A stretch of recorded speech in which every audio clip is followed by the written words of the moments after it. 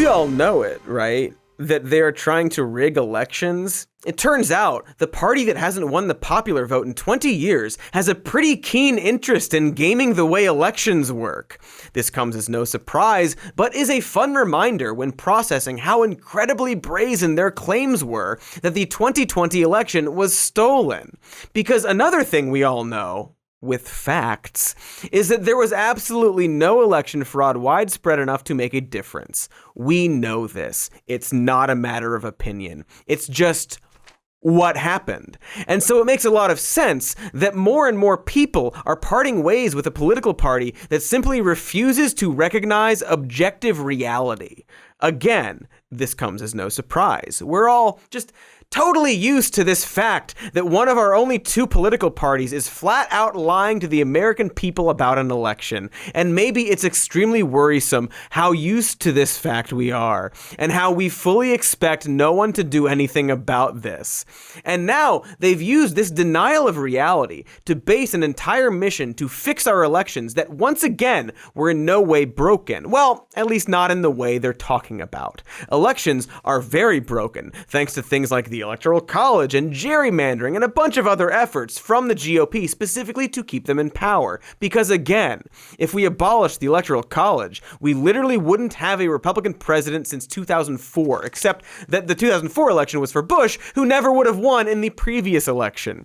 So I'm being extremely charitable here. Same goes with gerrymandering, of course. And in fact, one of the big reasons they continue to hold significant power is that they keep getting to redraw major district maps. The Attorney General of Texas just flat out said with his supple mouth. Yeah, I think it's certainly critical to my state, and that's why we fought off these 12 lawsuits. We had them in Houston, we had them in San Antonio, we had them in Austin, we had them in the counties where you'd have the most liberal judges.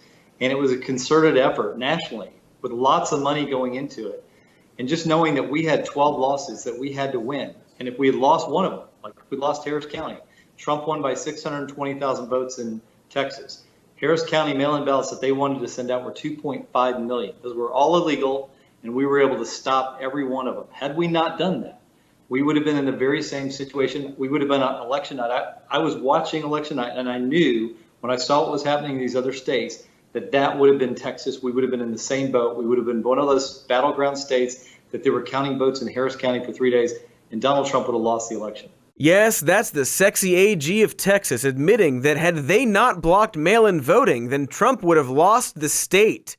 Meaning that, had they allowed more people to vote, they wouldn't have voted for their guy.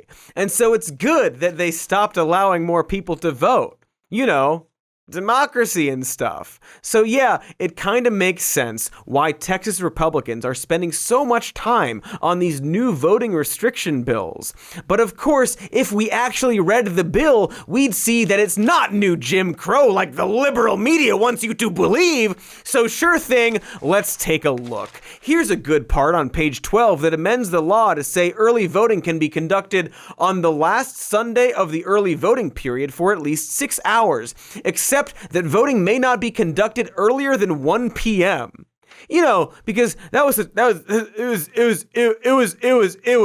was a big problem before. How before 1 p.m. on Sunday, it's easier to steal an election before 1 p.m. on a Sunday. Only, as some people have speculated, this actually has to do with predominantly black churches that are known to mobilize their followers on Sunday mornings for organized trips to cast their ballots after service. And sure, that's a speculation, but why would they put such oddly specific restrictions in the first place?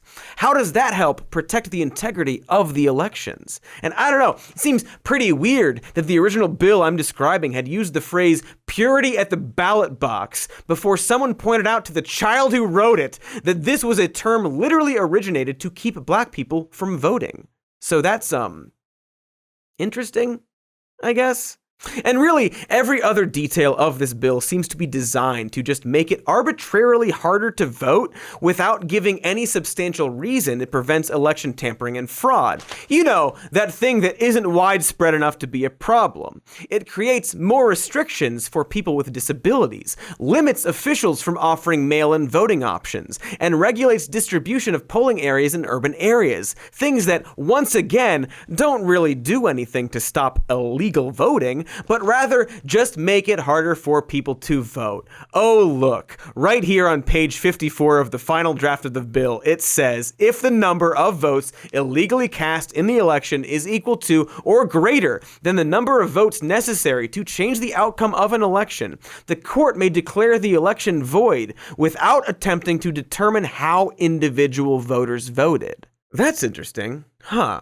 Because if we knew the exact number of illegally cast votes, we would surely know which candidate those illegal votes were for, right? But this new bill declares that the court, as in the extremely conservative Texas court, can just void an election if they deem votes to be illegal. So, like, I don't know. If a bunch of people illegally voted for Trump using all the same tactics they claim Democrats would use to steal the election, in this scenario, they could void the election completely, even if Trump was the one losing.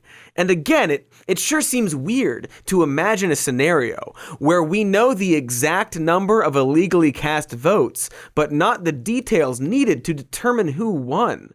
So this bill, supposedly meant to tighten election rules and therefore secure democracy, sure is using loose language when it comes to allowing the f***ing government to circumvent the will of the people.